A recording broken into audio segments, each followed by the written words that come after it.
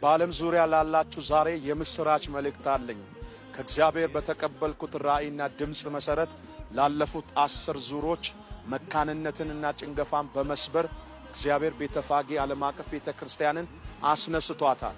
የብዙ ሰዎች ትዳር የተቃናበት፣ የብዙ ሰዎች ደስታ የተመለሰበት፣ የብዙ ሰዎች እንቆቅልሽ የተፈታበት፣ የብዙ ሰዎች ጭንገፋ የተራገፈበት፣ የብዙ ሰዎች እርግማን የቆመበት የድንቅና የተአምራት የ2017 መካንነትን የመስበር 11ኛው ዙር በእናት ቤተክርስቲያናችን በአዋሳ ላይ ጊዜው ደረሰ።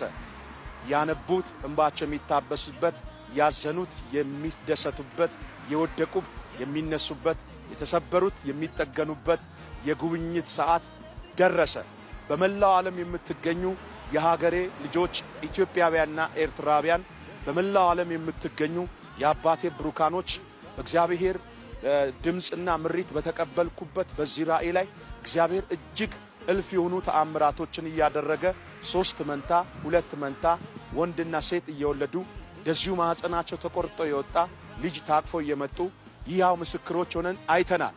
በዚህኛው በ11ኛው ዙር ደግሞ እግዚአብሔር ይህንን ኮንፈረንስ ሳስብና ስጸልይ ወደኔ ያመጣው መልእክትና ድምጽ ይሄ ነው። ሉቃስ ወንጌል ምዕራፍ 1 ቁጥር 13 ላይ እንዲህ ይላል። መልአኩም እንዲህ አለ፣ ዘካርያስ ሆይ ጸሎትህ ተሰምቷል፣ አትፍራ። ሚስቴ ኤልሳቤጥ ወንድ ልጅ ትወልዳለች፣ ስሙንም ዮሐንስ ትለዋለች። ደስታና ተድላ ይሆናል፣ በመወለዱ ብዙዎች ደስ ይላቸዋል። የዚህ ኮንፈረንሳችን ርዕስ ደስታና ተድላ ይሆናል።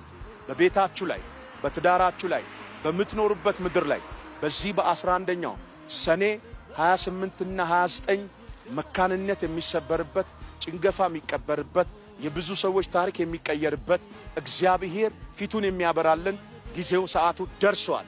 ወንድሜ እህቴ፣ እግዚአብሔር አምላክ እንደዚህ ይልሻል። በእነዚህ 2 ቀናት ሰኔ 28 እና 29 መካንነት ታሪክ ሆኖ የሚያልፍበት፣ ጭንገፋ የሚቋረጥበት፣ እንባሽ የሚታበስበት፣ መቃብርሽ የሚከፈትበት፣ በቤትሽ ላይና በከተማሽ ላይ ደስታና ፍስሐ የሚሆንበት፣ ዮሐንስ የሚወለድበት፣ መንገድ ጠራጊው ዮሐንስ ወደ ቤትሽ የሚመጣበት ጊዜው ስለደረሰ በዚህ ፕሮግራም ላይ እንድትሳተፉና እንድትገኙ በጌታ ፍቅር አሳስባችኋለሁ። ዘካርያስ ፋይሉን በዘጋበት በ4 ነጥብ በደመደመበት በጨለማው ዘመን ላይ እግዚአብሔር አምላክ መልአኩን ገብርኤል ልኮ እጁን በአፉ እንዳስጫነው፣ የእውነት እግዚአብሔር ኤልሳቤጥን እንዳሰበ ምሕረቱን እንዳገነነ ይህ ኮንፈረንስ 11ኛው መካንነትን የመስበር ፕሮግራማችን ለ5000 ሰዎች እንደዚሁ ቤተክርስቲያናችን በአዲሱ ቅጥር ግቢና እንደዚሁ በፊተኛ ባለው ቅጥር ግቢ ውስጥ ድንቅ የሆነ ዝግጅቷን አጠናቃለች። እናንተን ብቻ ነው የምንጠብቀው። በመላው ዓለም ያላችሁ የአገሬ ልጆች ይህ ኮንፈረንስ እናንተ ስለሆነ በስልክ ስክሪኑ ባሉ ስልኮች እየደወላችሁ እንድትመዘገቡና ወደ አዋሳ ውቢቷ ከተማ እንድትመጡ በጌታ ፍቅር አሳስባችኋለሁ። ሰኔ 28 እና 29 ተድላና ደስታ ይሆናል። እግዚአብሔር በቤታችሁ ላይ ክብሩን ይገልጣል። አሁኑ እየደወላችሁ እንድትመዘገቡ በጌታ ፍቅር አሳስባችኋለሁ። የናዝሬቱ ኢየሱስ ያድናል፣ ይታደጋል። ተባረኩ።